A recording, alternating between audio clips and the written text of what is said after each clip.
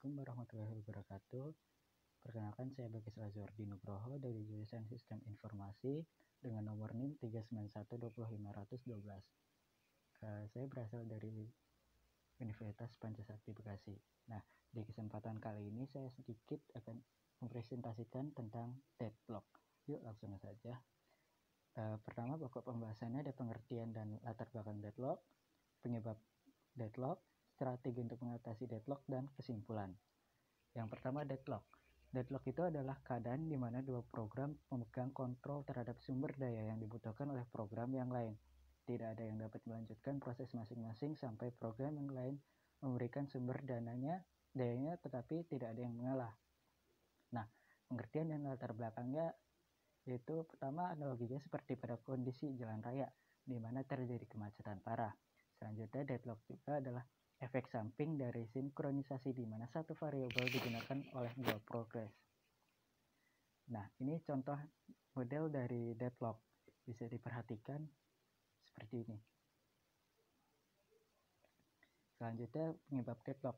Ada 4. Yang pertama ada mutual exclusion, kedua ada hold and wait, ketiga ada circular waiting, keempat ada no preemption.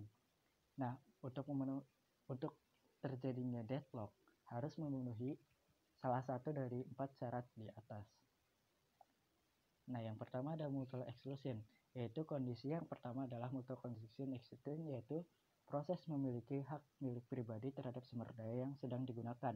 Jadi hanya ada satu proses yang menggunakan suatu sumber daya. Proses lain yang juga ingin menggunakan harus menunggu hingga sumber daya tersebut dilepaskan oleh proses yang telah selesai menggunakannya.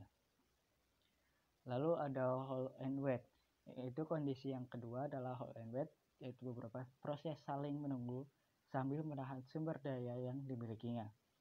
Suatu proses yang memiliki minimal satu buah sumber daya melakukan request lagi terhadap sumber daya.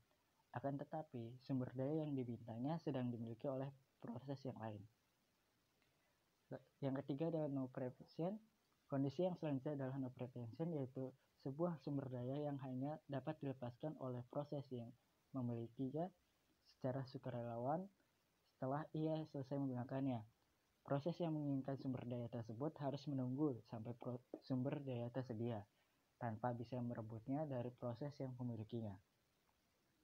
Lalu ada circular wait, yaitu kondisi membentuk siklus yang berisi proses-proses yang saling membutuhkan. Proses pertama membutuhkan sumber daya yang memiliki proses kedua. Proses kedua membutuhkan sumber daya yang memiliki proses ketiga, dan seterusnya sampai proses ke N1 membutuhkan sumber daya milik proses ke N. Terakhir, proses ke N membutuhkan sumber daya milik proses yang pertama.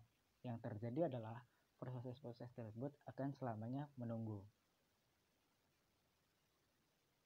Nah, ini contoh dari circular wait. Selanjutnya, strategi untuk mengatasi deadlock. Ada 3, yaitu prevention, yaitu memastikan paling sedikit satu penyebab deadlock tidak berlaku.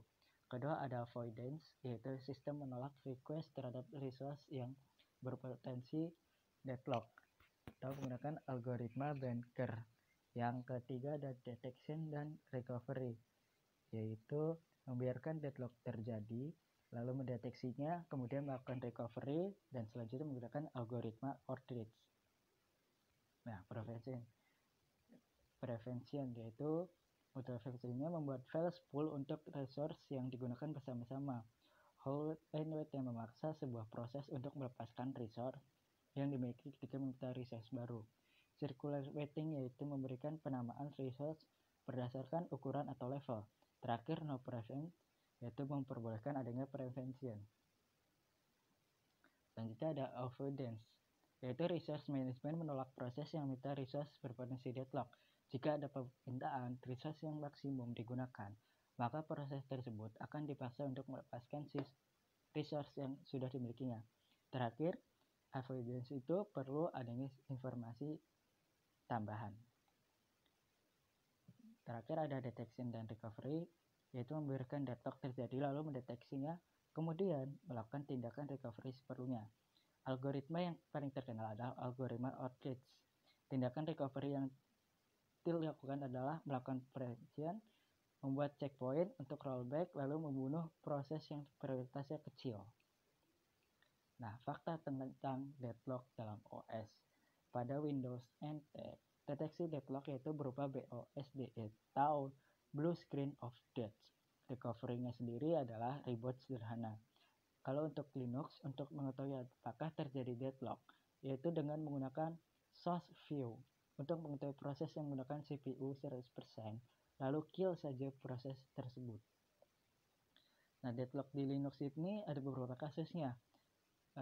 Seperti sleep, proses yang mengakses USB device akan mengalami deadlock.